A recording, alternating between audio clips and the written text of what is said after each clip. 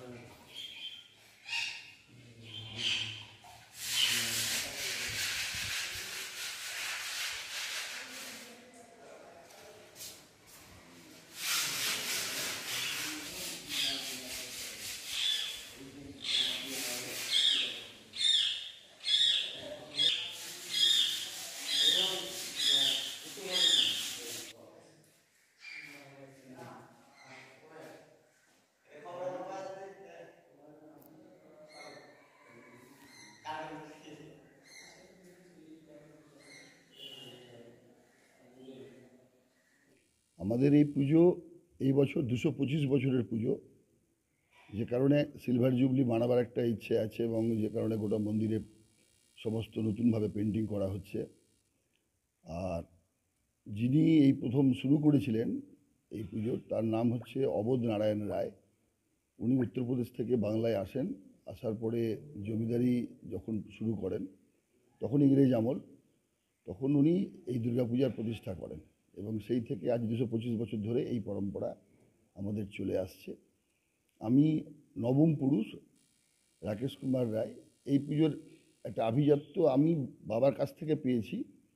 বিগত 41 বছর ধরে আমি যখন ঘট ভরা হয় নদীতে, তখন 5 রাউন্ড গুলি ফায়ার করতে করতে মন্দির পর্যন্ত আসি এবং সেটা খুব টাফ হয়ে যাচ্ছে এই পিরিয়ডে, কারণ বিএসএফ যেহেতু ফেন্সিং হয়ে গেছে, তাদের সাথে একটা নেগোসিয়েশন করে আমাদের করতে হয়, কিন্তু অনেক সমস্যার মুখে পড়তে হচ্ছে ইদানিং। তো আমি এই প্রথা এবং সপ্তমীর দিন পুজো ঘট ভরা হলো, অষ্টমীর দিন এবং নবমীর দিন আমরা মোটামুটি আনুমানিক 400 লোক করে খাওয়াই প্রতিদিন।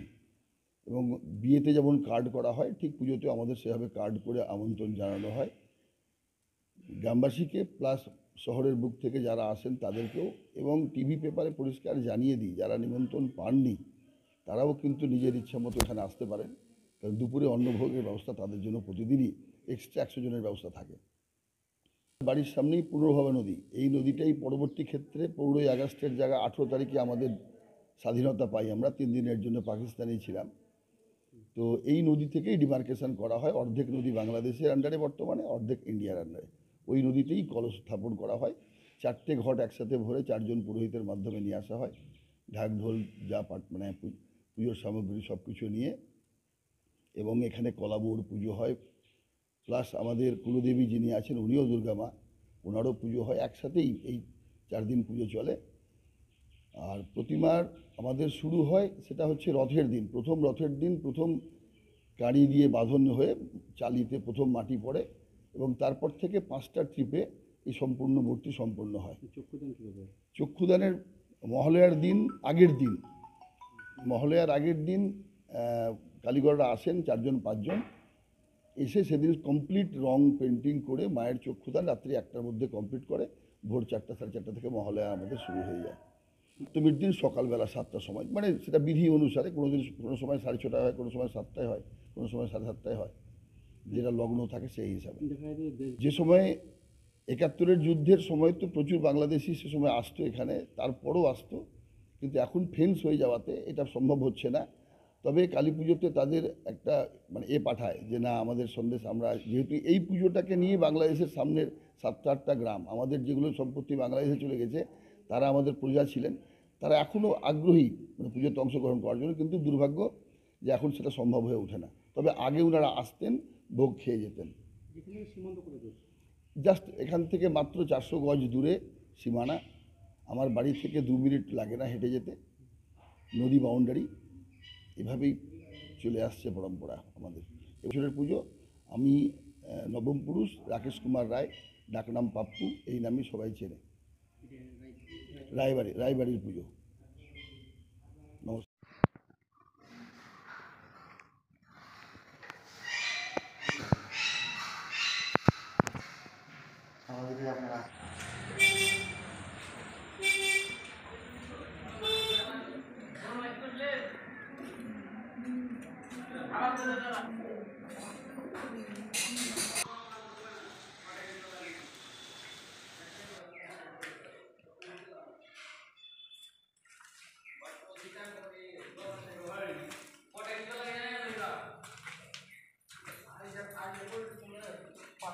আসুন বলে চলে আসুন, আমরা খাই। সেটা আপনার জ্যান্ত করে রেখে দিতে হবে।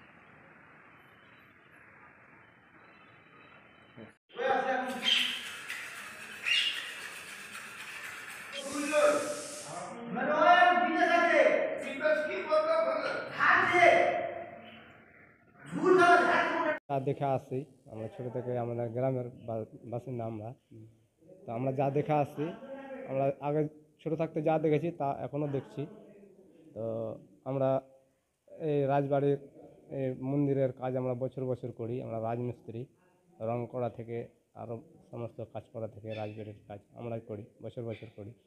তো আমরা যতদিন যা দেখে আসছি, আগে যেরকম হতো সেরকম হচ্ছে। কীভাবে হয় পুজো হয়, মানে প্রথম থেকে শুরু করে 4 দিন পুজোটা হয় কি না, পুজোটা প্রতিদিন এখানে ভোগ লাগানো হয়, গ্রামের বাসী লোক খাই পুজোতে এসে।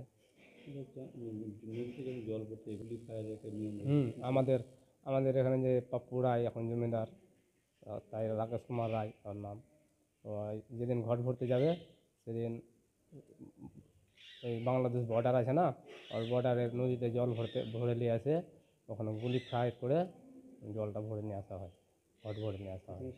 এখনও সেই নিয়ম রয়েছে, আমরা দেখে আসছি ছোটো থেকে। তাহলে বাড়িতে খুব জোর চলছে কাজে। হ্যাঁ, এখন কাজ চলছে, আমরা রং মিস্ত্রি, রাজমিস্ত্রি, আমরা সব কাজ করি এলাকাবাসীরই।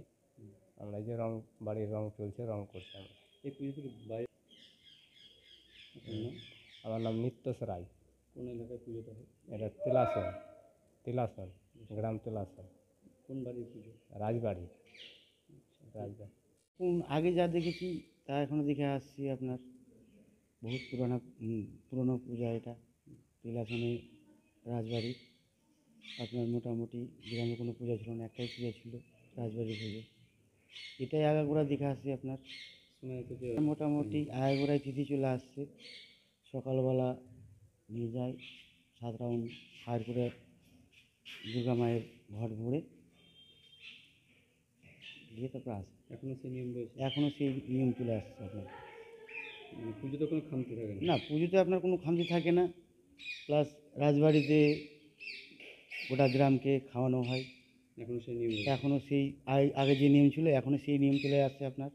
3 দিন খাওয়ানো হয়, প্লাস লাস্টের দিন গোটা গ্রামবাসীকে বাইরে বসে খাওয়ানো হয়। আপনার সবই নিয়ম আছে আপনার।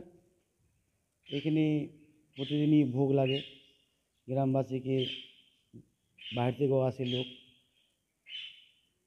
ওই আপনার প্রতিদিন অন্য ভোগ খেয়ে দিয়ে লোক যায়, গ্রামের লোকও এসে খায়। এই সব যা নিয়ম ছিল আগে থেকে এখনও সেই নিয়ম চলে গেছে। 4 দিন জমজমাট হয়েছে। হ্যাঁ, জমজমাট 4 দিন, সেই জমজমাট। বহুত পুরানা পূজা তো, জমিদার আমলের পূজা, এখনও সেই জমজমাটই চলে গেছে। রায় পরিবার নেই? হ্যাঁ, রায় পরিবার। আপনার নাম? আমার নাম বিধান রায়, এলাকার বাসিন্দা? এলাকাবাসী।